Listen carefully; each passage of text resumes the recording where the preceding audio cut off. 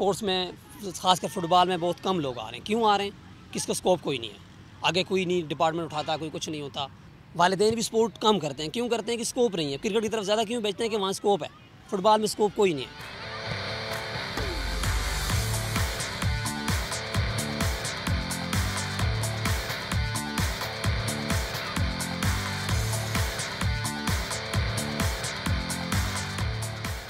Football के ग्राउंडों के हालात ये आपके सामने, ये हालात हैं। अगर गवर्नमेंट सपोर्ट करे तो फ़ुटबॉल का मुस्तकबिल अच्छा है।